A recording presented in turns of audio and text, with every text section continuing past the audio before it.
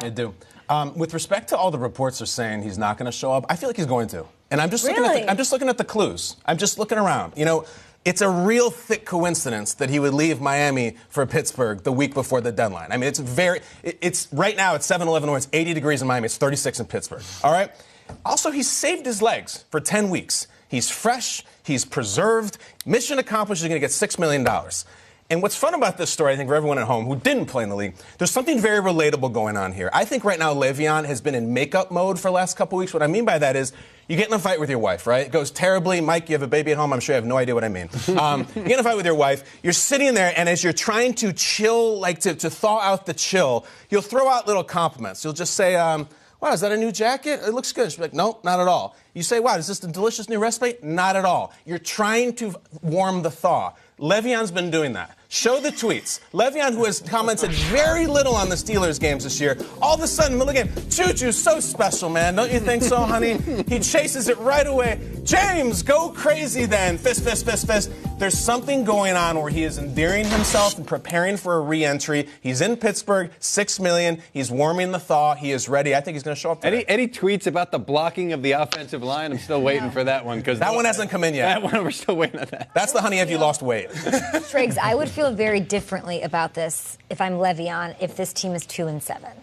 This team is a Super Bowl contender. That's where I'm like, you got to show up. It's the $6 million is reason enough, in my opinion, but I see what he's trying to do, and I respect it. But no matter who breaks him off next year, if he does or if he doesn't, you can't pay for a Super Bowl ring.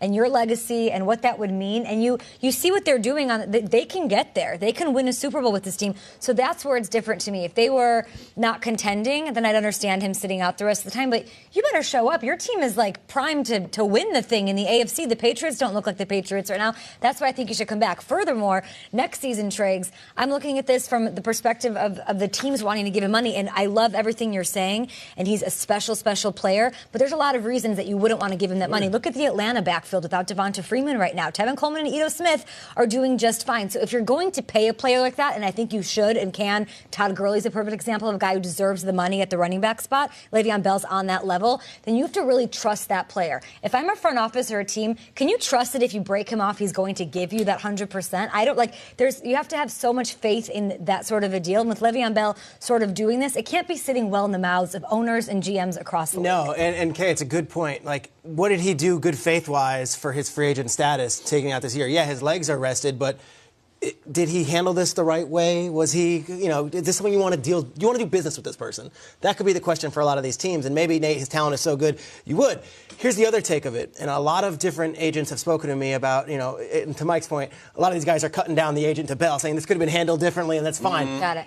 But if you have a running back client, you're rooting for Le'Veon Bell to stand for something. And if you're a running back in the league right now, a young running back, if you're Ezekiel Elliott, if you're Leonard Fournette, if you're any of these young first-round backs, and Todd Gurley got paid, but if Le'Veon Bell can even set the market even higher, if we're talking $16, $17 million a year, these guys are breaking down doors for you. So Steelers fans, they don't want to hear this. He's not loyal to them at this moment because he's loyal to himself and his wallet. But the running back changing the perception of the position. That is what he's going to stand for. And he's not Kurt Flood in this situation. I don't want to go as dramatic as that. Yeah. But if you are a running back or a future running back, Le'Veon Bell is standing for you. And that is what he's standing for. And I know we have to go to commercial, but to your point about that ring, just like that friend who lives in a bachelor pad, doesn't believe in the institution of marriage. In other words, he doesn't care about having a ring on his finger. He just wants to live in a lap of luxury. And that's okay. Some ball players don't care about a Super Bowl. They care about putting food on the table for generations to come. A ring don't feed families.